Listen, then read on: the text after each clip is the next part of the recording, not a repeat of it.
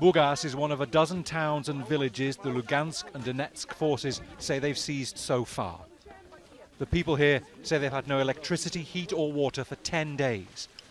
They've only emerged from their bomb shelters for the food handed out by the Donetsk authorities, which is along the humanitarian corridor that was supposed to allow people to leave the city of Volnovakha, which is surrounded by forces from Russia and Donetsk. Grad rockets landed just a few meters from our convoy as we headed to Burgas. The people here have been living with conflict like this for 8 years. Peace, peace, peace. We only want peace, these women say. The Donetsk military says here it's mainly fighting what it calls Ukrainian nationalists. That's a Russian description for paramilitaries it wants to distinguish from the regular Ukrainian army. You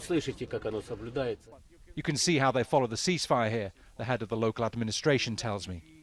10 days ago, the forces from Donetsk and Lugansk, recognized as republics by Russia, controlled only a third of the territory considered part of their Donbass region. They look to have clawed back a lot more since then. Bernard Smith, Al Jazeera, Donbass. Unprecedented shelling of areas where people are evacuating is sparking fear and outrage. Negotiations are ongoing between the two sides, but little progress has been made.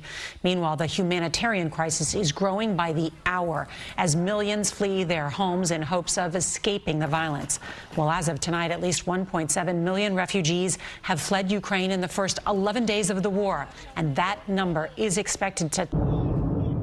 A Russian jet goes down in flames over the besieged city of Kharkiv as Ukrainian residents cheer.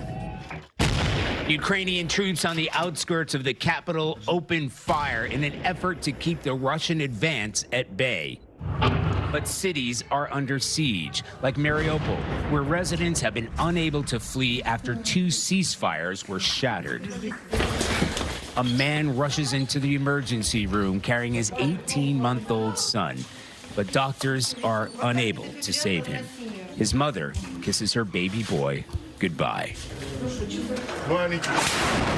A savage attack on residents trying to flee Irpin outside the capital was captured by the New York Times.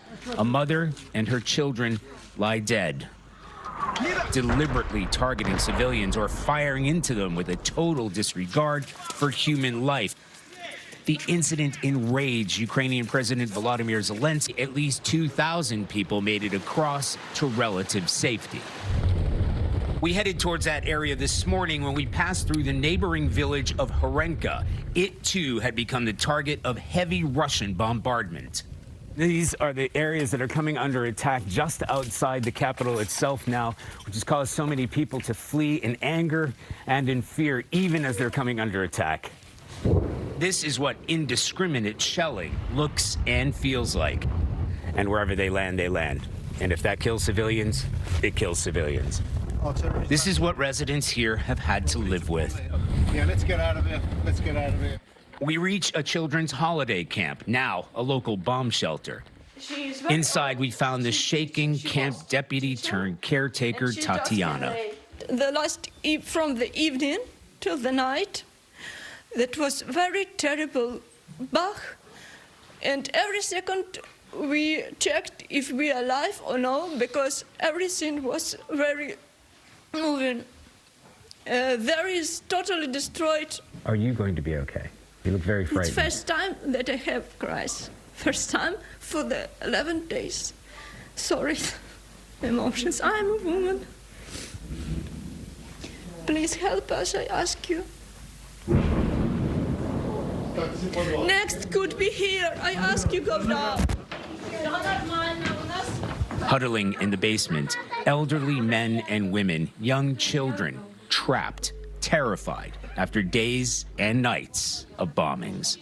We had to wait for a break in the explosions to get to the hospital. This is usually a maternity hospital, now an ER for soldiers bearing the brunt of an overwhelming Russian assault, even if some of the deepest wounds are on the inside.